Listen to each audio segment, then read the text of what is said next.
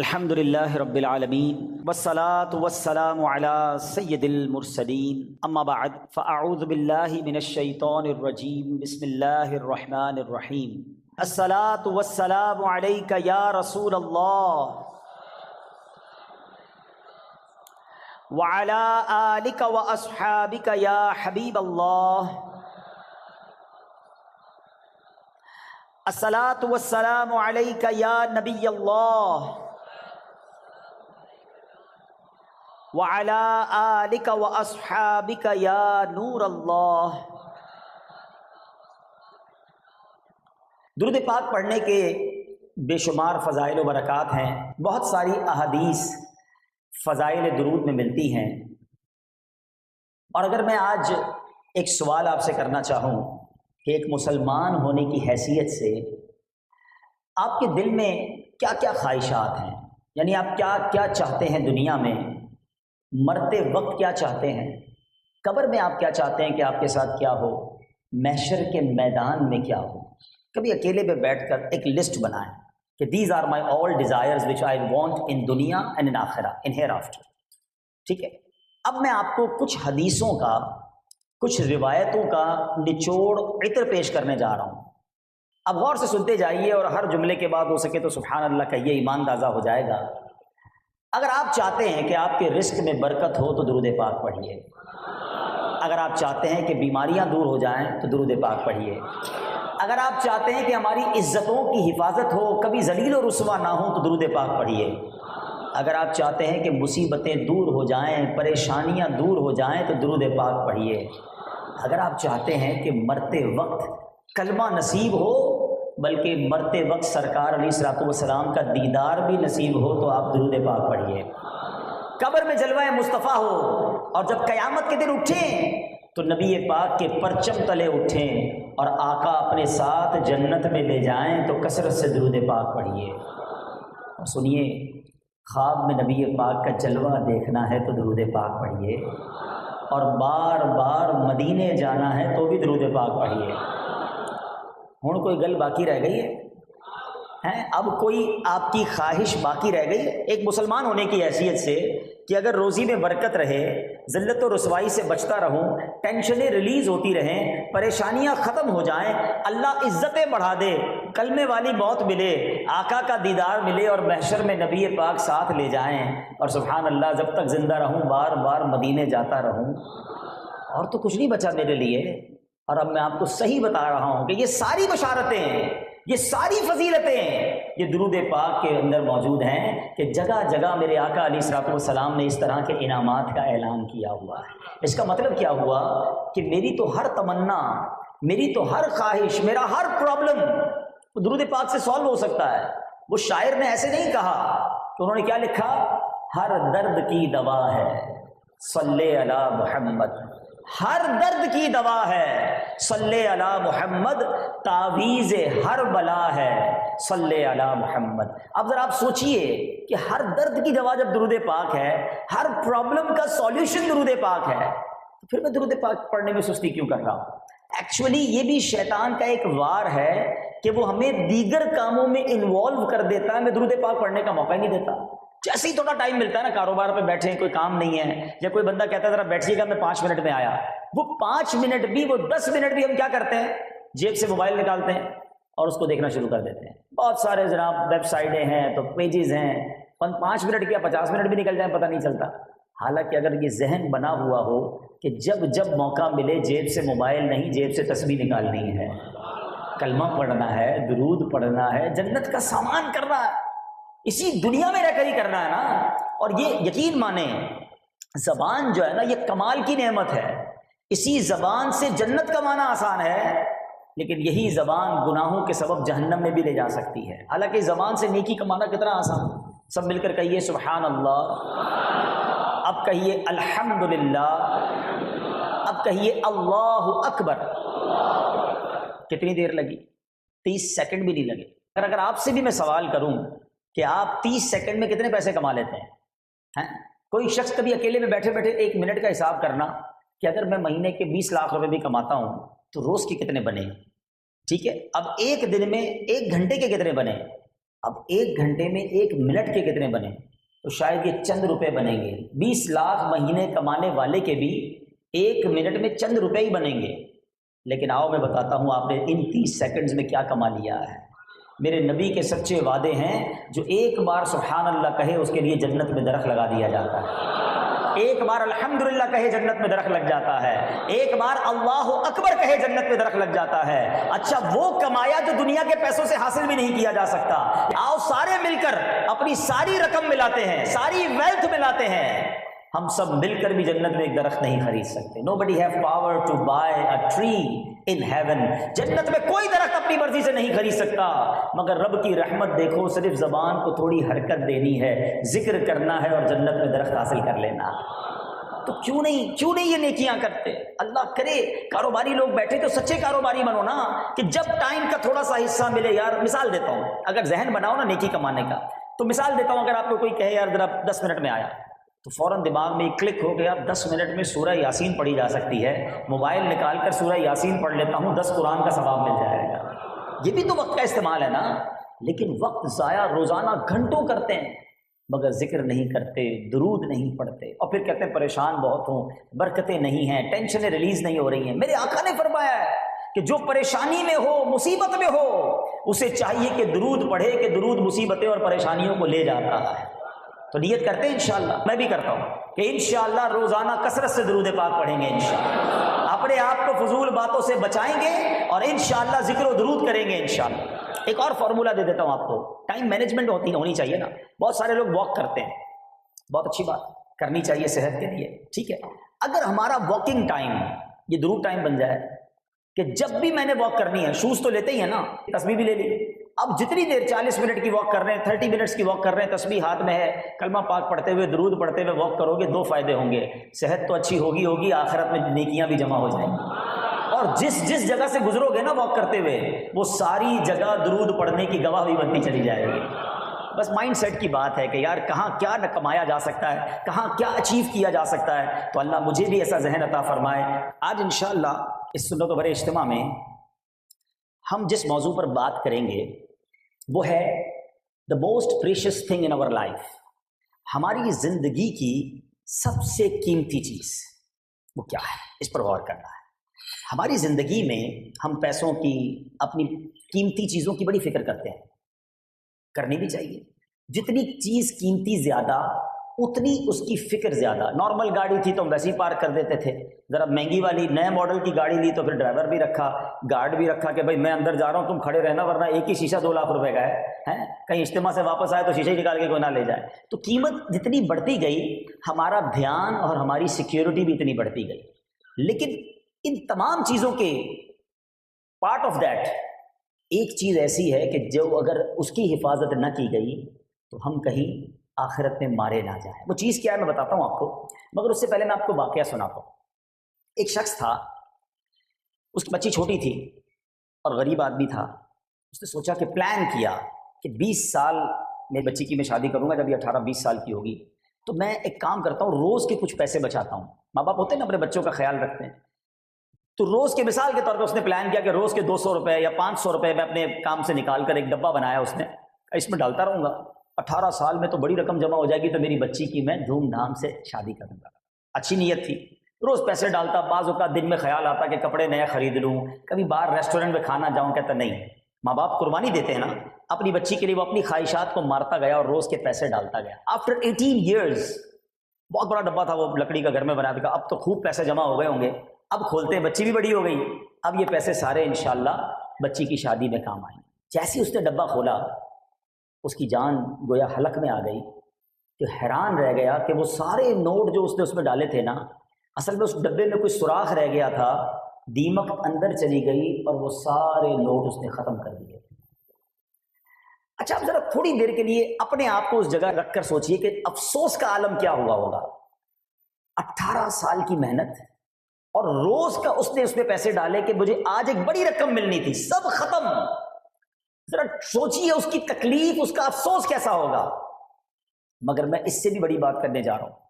ٹھیک ہے اس کے پیسے ختم ہو گئے، مگر وہ چاہے تو اب دوبارہ کما سکتا ہے، پھر جمع کر سکتا ہے. لیکن اگر کوئی شخص قیامت کے دن اللہ کی بارگاہ میں پیش ہو اس کو یہ پتہ ہے میں نے روزے بھی رکھے ہیں، نمازیں بھی پڑھی ہیں، حج بھی کیا ہے، زکوٰۃ بھی دی ہے، کچھ نہ کچھ عبادتیں بھی کی ہیں، اور آج تو اس کا اجر ملنے کا دن ہے، اور جب ادھر نامہ اعمال کھولا جائے اور اسے کہا جائے کہ تیرے نامہ اعمال کے سارے اعمال برباد ہو گئے ہیں، تیری نیکیاں ساری برباد ہو گئی ہیں، مجھے سچ بتائیے وہ افسوس کیسا ہوگا؟ Because now there is no chance to make good deeds again. اب تو موقع ہی نہیں ہوگا نا نیکیاں کرنے کا، جو وقت تھا وہ گزر گیا. اب آپ کے ذہنوں میں سوال آئے گا کہ ایسا کیسے ہو سکتا ہے کہ ایک بندے نے نیکیاں کی، عبادتیں کی، اور قیامت کے دن اسے کہا جائے گا کہ تیرے سارے اعمال ختم. تو جناب آج میں اسی ٹاپک کو ڈسکس کرنے آیا ہوں کہ جو ہمارے اعمال ہیں نا وہ ہمارے لیے بہت قیمتی ہیں اور ہمیں اس کی حفاظت کرنی ہے. ہم نیکیاں بعض اوقات کر رہے ہوتے ہیں مگر اس کی حفاظت کی فکر نہیں کر رہے ہوتے. اچھا اب پھر ذہن میں سوال پیدا آئے گا کہ کیا نیکیوں کی بھی حفاظت کرنی ہے؟ جی ہاں، آج یہ اسی ٹاپک کو ڈسکس کرنا ہے کہ نبی پاک علیہ الصلوۃ والسلام نے احادیث کے ذریعے بلکہ خود قرآن مجید فرقان حمید نے ہمیں یہ گائیڈ لائن دی ہے کہ کچھ اعمال ایسے ہیں، کچھ کام ایسے ہیں کہ جن کی وجہ سے نیکیاں برباد ہو جاتی ہیں. اللہ اکبر. آج میں نے وہ چند باتیں آپ کو بتانی ہیں کہ جن سے اوائڈ کرنا ضروری ہے، ورنہ ایسا نہ ہو کہ میں روزے بھی رکھوں، میں نمازیں بھی پڑھوں، میں جناب دیکھیے سب چیزیں اسٹرگل سے ہوتی ہیں. شیطان تو نہیں رکھنے دیتا نا، نمازیں نہیں پڑھنے دیتا، روزے نہیں رکھنے دیتا، زکوٰۃ دو تو دل پہ بوجھ ڈالتا ہے کہ اتنے پیسے جا رہے ہیں. سب کچھ کیا میں نے اور پھر اس کے بعد نل اینڈ وائٹ، اعمال برباد، یہ کیسے؟ تو آئیے ذرا غور سے آج کا آپ نے بیان سننا ہے، کیونکہ یہی وہ شیطان کے وار ہیں جو ہمیں نیکیاں برباد کروا دیتا ہے. سب سے پہلی چیز اور سب سے اہم چیز جو تمام کی تمام نیکیاں برباد کر دیتی ہے، یہ ہم نے غور سے سننا ہے، وہ یہ ہے کہ بندہ جو ہے ایمان سے ہی باہر ہو جائے. اگر کسی کا ایمان ہی ختم ہو جائے، کوئی دائرہ اسلام سے ہی خارج ہو جائے، چاہے کتنے حج کیے، کتنے عمرے کیے، کوئی ایسا کام کیا کہ ایمان ہی چھن گیا، اب اس کے پاس کوئی نیکی باقی نہیں رہے گی.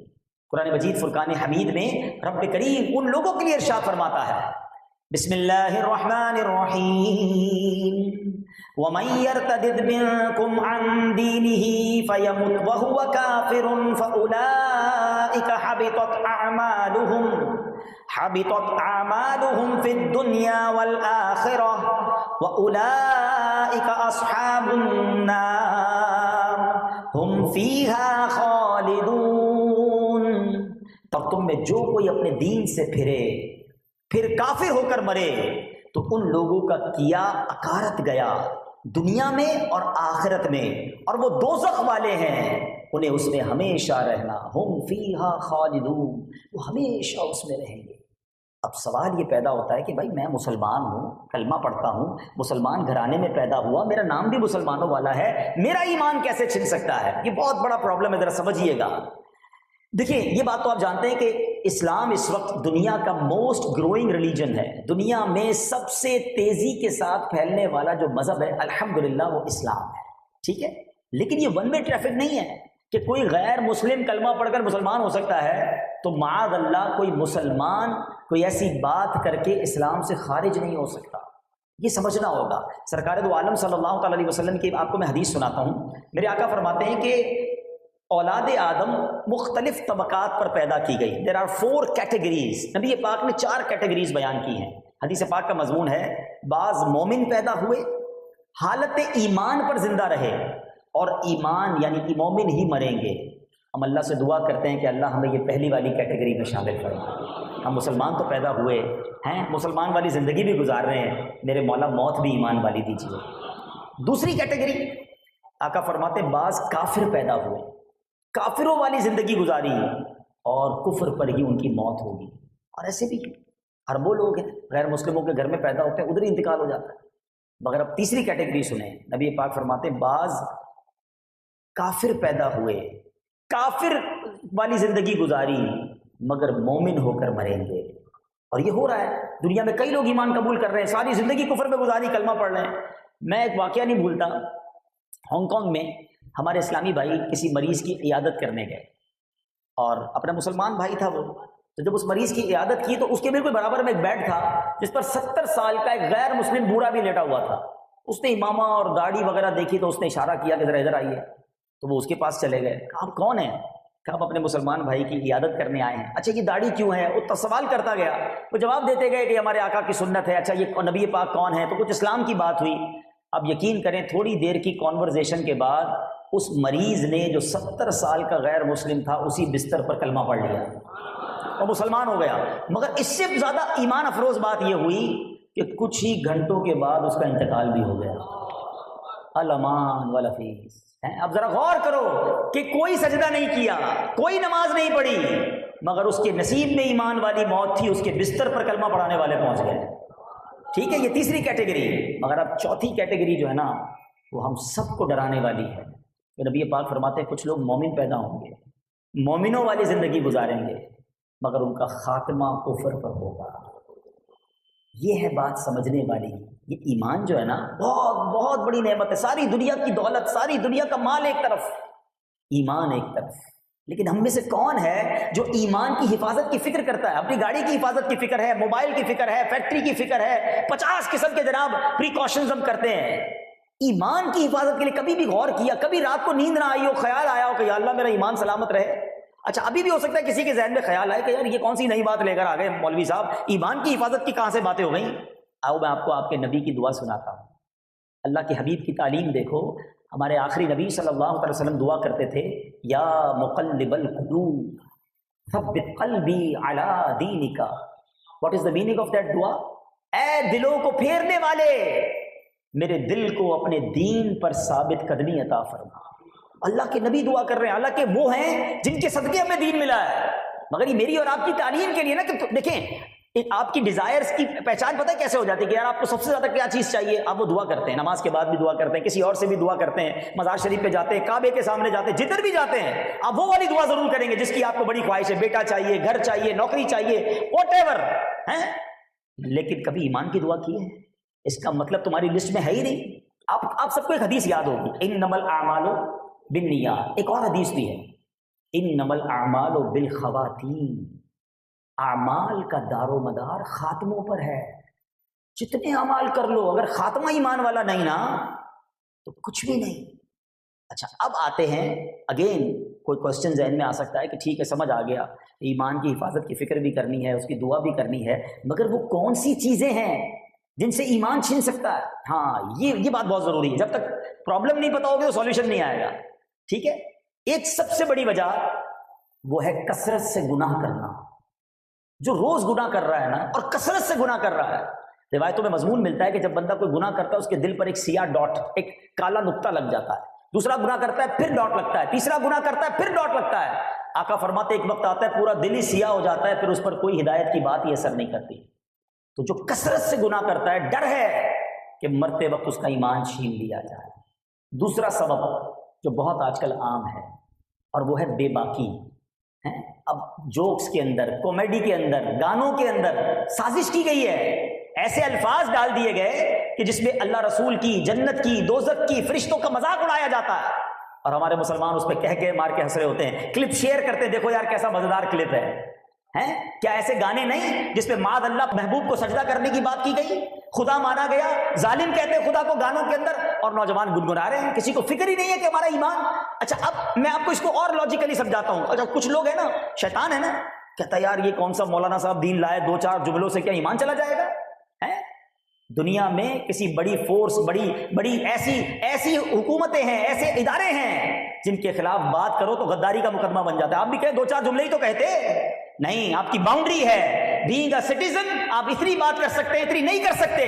یہ باتیں سمجھ آتی ہیں تو بینگ اے مسلم کیوں نہیں سمجھ آتا کہ میں اللہ رسول کے بارے میں اپنی شریعت کے بارے میں ایک لمٹ پہ بات کر سکتا ہوں، اس سے آگے نہیں جا سکتا ہے۔ اچھا پھر دوسری بات، چلے شیطان کا یہ وار کہ یار چند جملوں سے ایمان کیسے چلا گیا، میں 70 سال سے کلمہ پڑھ رہا ہوں، کہ ایک جملے سے میں ایمان سے باہر ہو گیا؟ تو میں آپ سے پوچھتا ہوں، جو ہانگ کانگ کے بستر پر 70 سال سے کفر کر رہا تھا، ایک ہی تو جملہ کہا تھا، لا الہ الا اللہ محمد الرسول اللہ، وہ کفر کی وادی سے نکل کر ایمان کے نور میں داخل ہو گیا۔ یہ الفاظ کی اہمیت ہے، یہ جملوں کی اہمیت ہے، شیطان کے اس وار کو سمجھو۔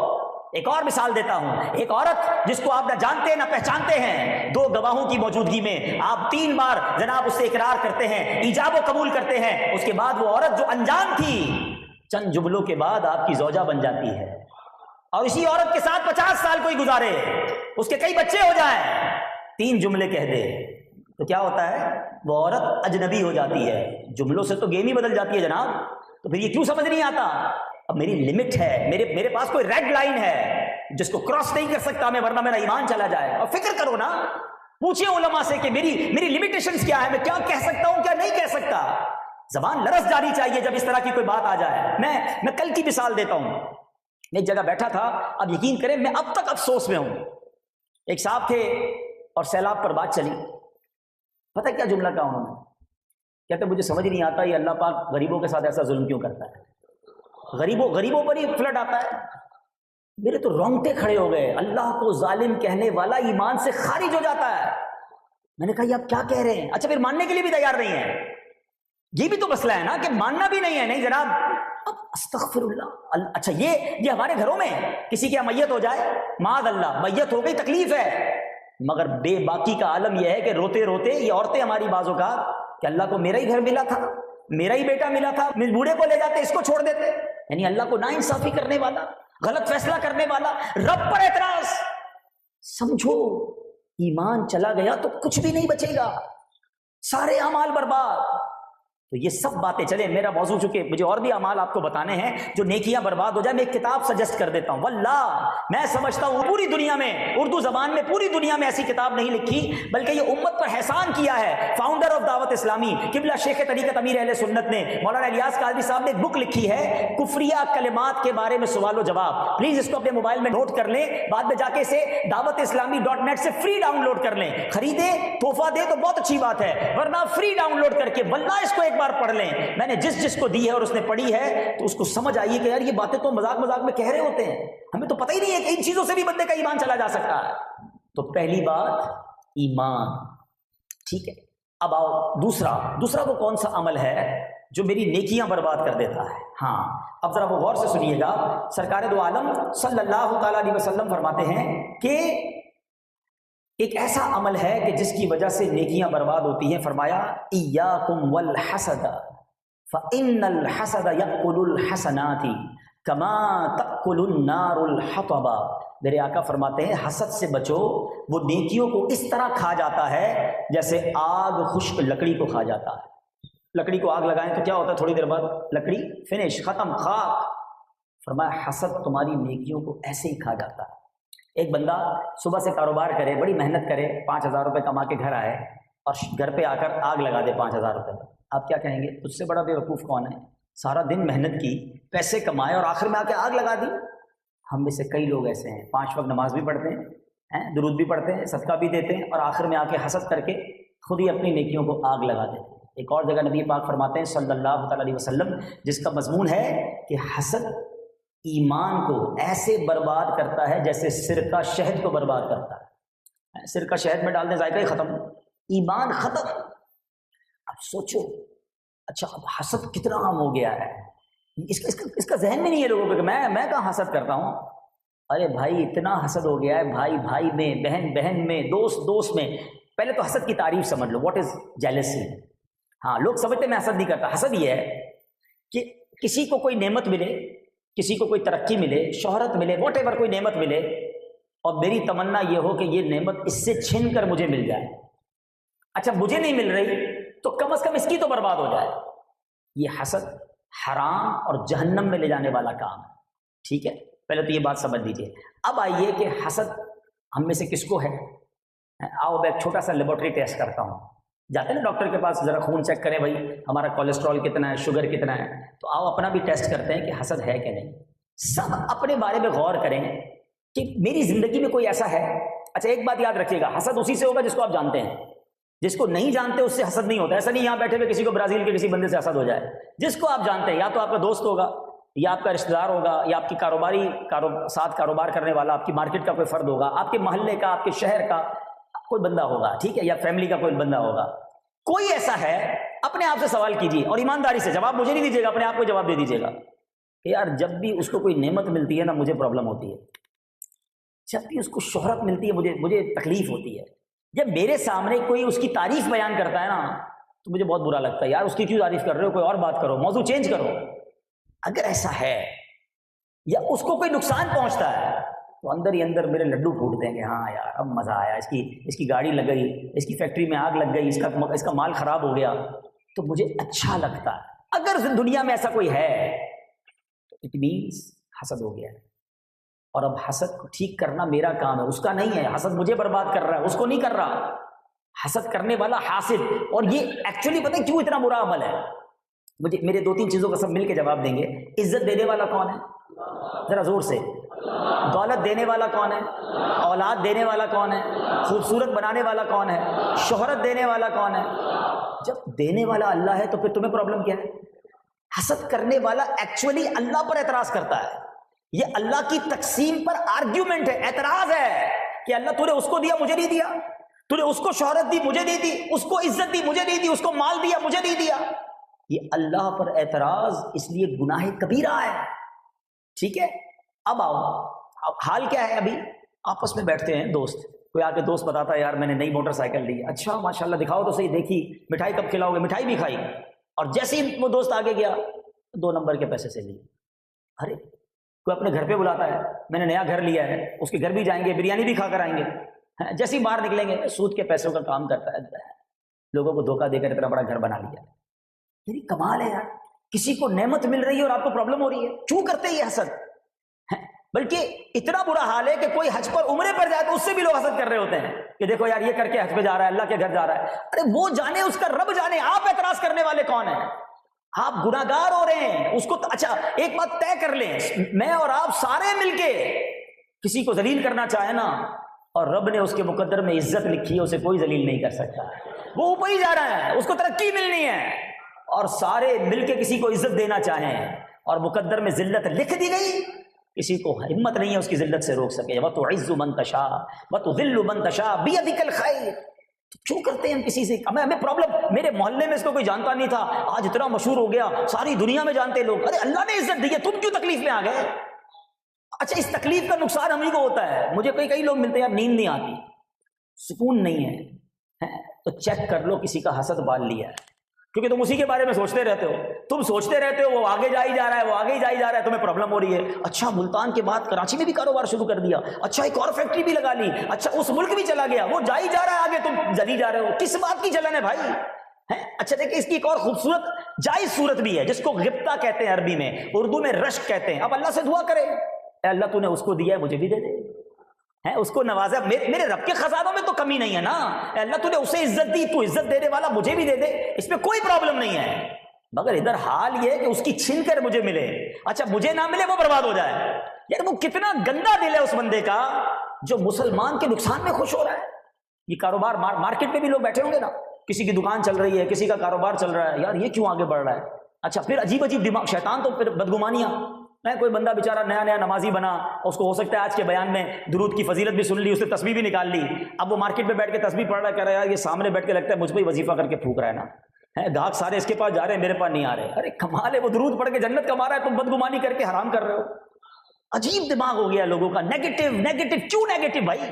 اللہ سے مانگو نا۔ دیکھیں میں یہاں ہمارے کسی اسلامی بھائی کو دوں گا یار 50,000 روپے لیں، ذرا یہاں سے بانٹنا شروع کریں 1,000 تو پیچھے والوں کو ٹینشن ہو جائے گی، یار 50,000 تو ادھر ہی ختم ہو جائیں گے، میری باری نہیں آئے گی۔ یہ ہمارے پاس خزانے ہیں جو تھوڑے ہیں، میرا رب چاہے تو ساری کائنات کو نوازے نا، اور وہ نواز ہی رہا ہے۔ ہم یہ کیوں سوچتے ہیں کہ یار اس کو مل گیا تو مجھے نہیں مل سکتا؟ ہم اللہ سے مانگے نا، ہم اس کا چھیننے کے چکر میں کیوں ہیں، اس کا برباد ہونے کے چکر میں کیوں ہیں؟ اور ایک بات یاد رکھو، جو کسی کا برا چاہتا ہے آخر میں اسی کا برا ہو جاتا ہے۔ ایک جملہ بڑا خوبصورت بزرگوں کے سنا، آج دہرا بھی لو اس کو، سب کا بھلا سب کی خیر، سب کے بھلے میں اپنی خیر۔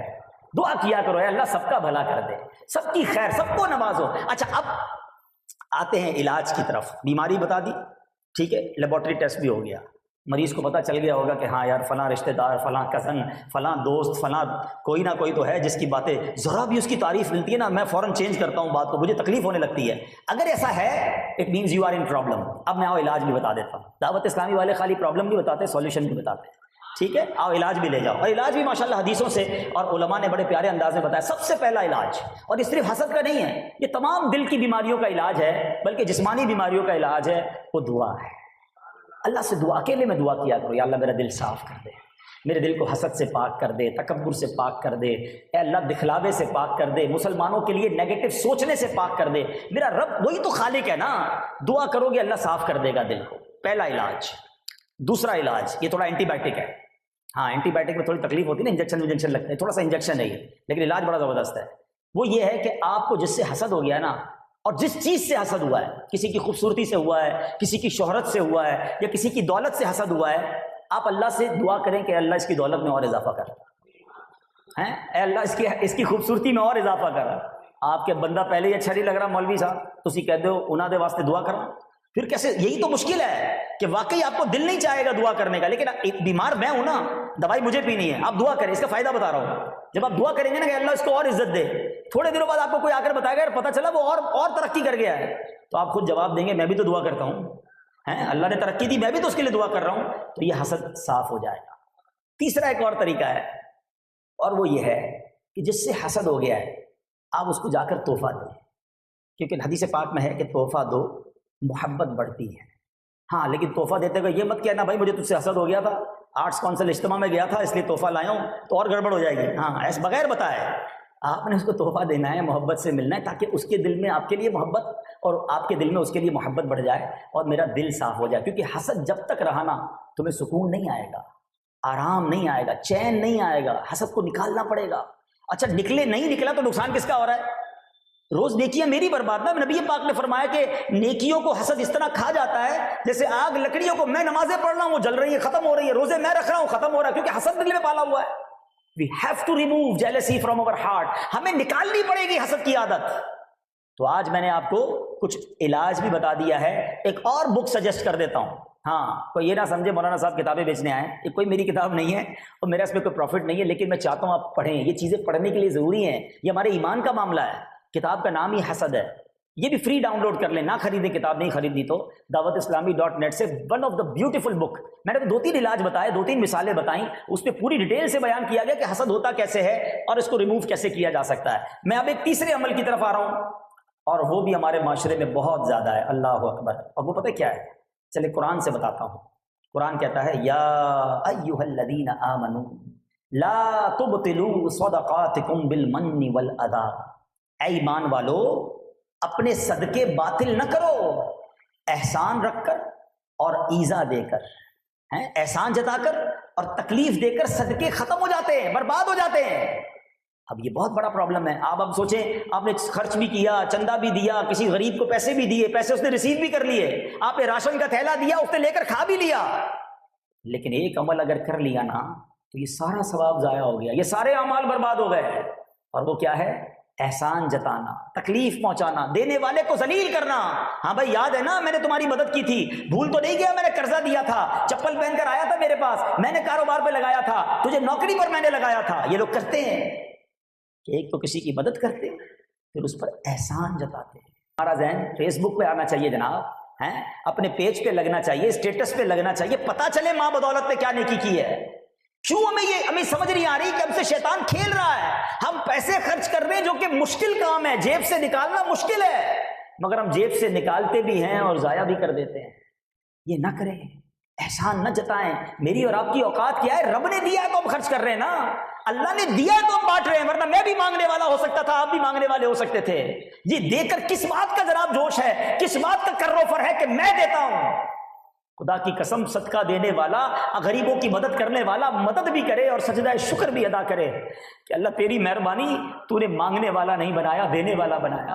آپ سوچو یار، اللہ نے ہمیں اتنی ساری مصیبتوں سے بچایا ہوا ہے، ہمیں تو شکر بھی ساری زندگی گزارنی چاہیے، مگر ذرا سی نیکی کی، ذرا سا کام کیا، دکھانا ہے، بتانا، پھر احسان جتانا ہے۔ یہ تو تکلیف دہ عمل ہے کہ بندہ کسی کو تکلیف دے کہ میں نے تجھے یہ کر کے دیا ہے۔ ہمارے بزرگان دین تو بتاتے تک نہیں تھے کہ کس نے کس کی مدد کی ہے، تو احسان نہ جتائے۔ اور ایک اور عمل جو اعمال برباد کرتا ہے وہ ریاکاری ہے، دکھلاوا، یہ اس سے ملا ہوا ہی ہے۔ احسان جتاتے ہیں یا کم از کم دکھلاوا کرتے ہیں، سب کو پتہ چلے۔ کیوں ہمارے دل میں یہ خیال آتا ہے کہ یار میں جب مسجد میں کوئی پیسے دوں تو امام صاحب نام لے کر اعلان کریں، ہیں فلاں حاجی صاحب نے کولر لگائے، فلاں حاجی صاحب نے بلینکٹ وہ کارپیٹ لگایا، تو فلاں نے اے سی لگایا۔ کیوں؟ اپنے آپ سے پوچھیں کہ میں کیوں چاہتا ہوں میرا اعلان ہو، میرا نام پتہ چلے لوگوں کو، تاکہ لوگ کہیں کہ کتنا سخی ہے۔ وہ آپ نے حدیث سنی ہوگی نا کہ حدیث پاک میں آتا ہے کہ قیامت کے دن پہلے ایک شہید کو لایا جائے گا، اللہ کی بارگاہ میں اللہ اسے اپنی نعمتیں بتائے گا، وہ کہے گا ہاں یا اللہ تو نے مجھے بڑی نعمتیں دی. ارشاد ہوگا بتا تو نے ان نعمتوں کے بدلے کیا کیا؟ عرض کرے گا مولا میں نے تیری راہ میں لڑتے لڑتے جان دے دی. جان تو سب سے قیمتی چیز ہے نا. ارشاد ہوگا تو جھوٹا ہے، تو نے اس لیے لڑائی کی، اس لیے جہاد کیا کہ لوگ تجھے مجاہد کہیں، بہادر کہیں، تجھے دنیا میں کہہ لیا گیا.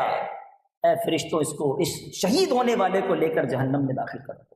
حدیث پاک کا خلاصہ سنا رہا ہوں. اللہ کی راہ میں جان دینے والا مگر نیت دکھلاوے کی تھی، اسے جہنم میں ڈال دیا جائے گا.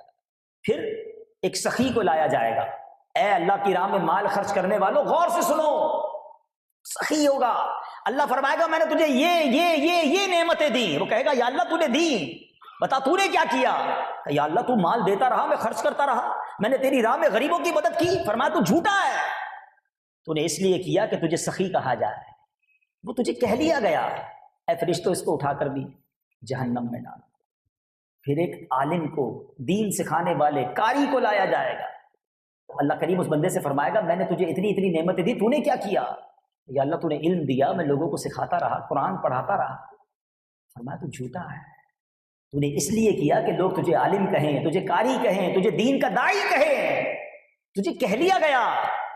اے فرشتوں اس کو بھی اٹھا کر جہنم میں ڈال. اب سوچ لیجئے ہم جو نیکیاں کر رہے ہیں، شیطان کی جب تک وار نہیں سمجھو گے نا، پہلے وہ ہمیں نیکی کرنے نہیں دیتا کہ نماز نہ پڑھے، روزہ نہ رکھے، حرام کام کرے، شراب پی لے، جوا کھیل لے. پہلے تو کوشش کرتا ہے ہمیں برے کام میں ڈال دے. جب یہ دیکھتا ہے یہ بندہ برے کام بھی نہیں کر رہا، نماز بھی نہیں چھوڑ رہا، تو پھر یہ دوسرا وار کرتا ہے، اس کو حسد میں ڈال دیتا ہے، اس کو ریاکاری میں، دکھلاوے میں ڈال دیتا ہے، تاکہ ادھر سے نیکیاں ڈیلیٹ ہو جائیں. پہلے پلس ہو گئی، اب ڈیلیٹ کرو کسی طریقے سے، اور بندہ خوشی خوشی ڈیلیٹ کروائی جا رہا ہے. پلیز سمجھو شیطان کے ان واروں کو. یہ وہ اعمال ہیں جو ہماری نیکیاں برباد کر دیتے ہیں. آخری باتیں تو بہت ساری ہیں، لیکن چونکہ بیان کا ایک وقت ہوتا ہے، اور یہ بھی بہت بڑی اور بری جو ہے وبا ہے ہمارے اندر. اللہ کرے کہ یہ بھی دور ہو جائے کہ انسان اپنے اندر اپنے اخلاق اچھے کرے، کیونکہ جو اخلاق ہے نا وہ اچھا ہونا تو بڑی کمال کی چیز ہے، مگر جو بد اخلاق ہے اس کے اعمال کا کیا ہوتا ہے. اللہ کے حبیب علیہ الصلوۃ والسلام فرماتے ہیں الخلق الحسن یذیب الخطایا کما یذیب الماء الجلید. آقا فرماتے ہیں حسن اخلاق خطاؤں کو اس طرح پگھلاتا ہے جیسے پانی برف کو پگھلاتا ہے. اچھے اخلاق ہونا تو گناہ معاف ہونا شروع ہو جاتے ہیں، گناہ ڈیلیٹ ہونا شروع ہو جاتے ہیں. سبحان اللہ ہیں. مگر آگے فرمایا کہ والخلق السوء، برا اخلاق یفسد العمل. آقا فرماتے بد اخلاقی عمل کو اس طرح برباد کر دیتی ہے جیسے سرکہ شہد کو خراب کر دیتا ہے. عمل ہی برباد ہو جائیں گے اگر بد اخلاقی ہے. اچھا یہ بھی بڑا پرابلم ہے. نمازیں بھی پڑھیں گے، روزے بھی رکھیں گے، 5 وقت مسجد میں نماز پڑھیں گے، مگر ہر نماز میں کسی سے لڑائی بھی کریں گے. ارے بد اخلاقی اسلام نہیں ہے. پیار سے بات کریں، محبت سے بات کریں، ہر کسی کو جھاڑنا، ہر کسی کو ڈانٹنا. اچھا کچھ لوگ سمجھتے ہیں ہم روب سے رہیں گے تو بڑا اچھا رہے گا. یار جس نبی کے امتی ہو ان کا انداز تو دیکھو نا. نبی پاک کا انداز ایسا تھا کہ جو چاہتا پیارے آقا سے بات کرتا. ادھر تو کوئی مسکرانے کے لیے تیار ہی نہیں ہے. کبھی کچھ لوگ تو ایسے ملتے جن کو آج تک مسکراتے ہی نہیں دیکھا ہے. کمال ہے یار. حسن اخلاق تو اسلام سے ہے. میرے آقا کے اخلاق کی تو دنیا دیوانی ہے، اور امتی ایسا ہے کہ جو جناب ہر وقت لڑنے کے لیے تیار ہے. بد اخلاقی اعمال برباد کر دیتی ہے. اور یاد رکھیں بد اخلاقی سے ایک اور بڑا پرابلم پتہ کیا ہوتا ہے؟ آپ کسی کا دل توڑ دیتے ہیں، اور جب دل توڑتے ہیں نا آئے ہائے، یاد رکھنا تلوار کا وار تو ہے نا ڈاکٹر ٹھیک کر سکتا ہے، زبان کے وار کو کوئی ٹھیک نہیں کر سکتا. دل کرچی کرچی ہو جاتا ہے. علماء نے بڑی پیاری بات کہی، جو بد اخلاق آدمی ہوتا ہے نا وہ مٹی کے ٹوٹے ہوئے برتن کی طرح ہوتا ہے. نہ وہ واپس مٹی بن سکتا ہے نہ برتن بن سکتا ہے، دونوں طرف گڑبڑ ہے نا. تو زبان سنبھال کے استعمال کرنی ہے. وہ کہتے ہیں لمبا دھاگا اور لمبی زبان وہ الجھ ہی جاتی ہے، تو اس لیے دھاگا سمیٹ کر اور زبان لپیٹ کر رکھنی چاہیے. بہت زیادہ باتیں کرنا، ہر کسی کو جھاڑنا، یہ نہیں کرنا چاہیے.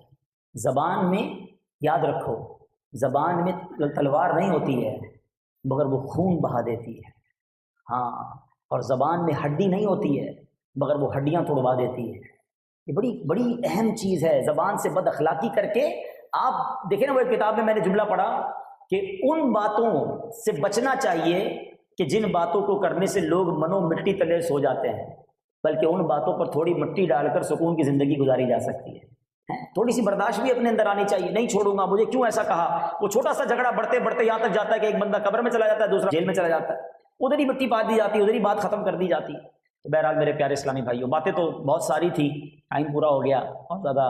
میں چلے یہ بھی کتاب سجیسٹ کر دیتا ہوں تاکہ اگر کسی کو شوق ہے کہ یار میں پڑھوں وہ کون سے اعمال ہیں جو نیکیاں برباد کر دیتے ہیں، تو اس کتاب کا نام ہی یہی ہے، نیکیاں برباد ہونے سے بچائیے.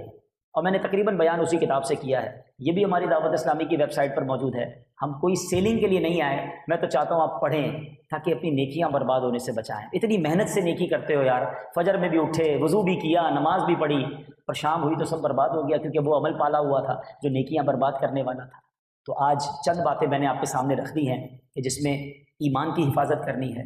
دوسری بات، آپ نے حسد سے بچنا ہے، دکھلاوے سے بچنا ہے، ریاکاری سے بچنا ہے، اور احسان جتانے سے بچنا ہے، بد اخلاقی سے بچنا ہے. یہ سارے وہ کام ہیں جو ہماری بڑی محنت سے کیے ہوئے اعمال جو ہے وہ برباد کر سکتے ہیں. میں رب کریم سے دعا کرتا ہوں کہ مولا تیرے بندے ہیں، بڑی مشکل سے، نیکیاں تو پہلے ہی نہیں ہیں، اے اللہ جو ٹوٹی پھوٹی نیکیاں کی ہیں وہ اپنی بارگاہ میں قبول بھی فرما لے، اور اے اللہ اسے ضائع ہونے سے بھی تیرے ہی کرم سے بچا لے، اور اے اللہ ہم سب کے ایمانوں کی حفاظت فرما.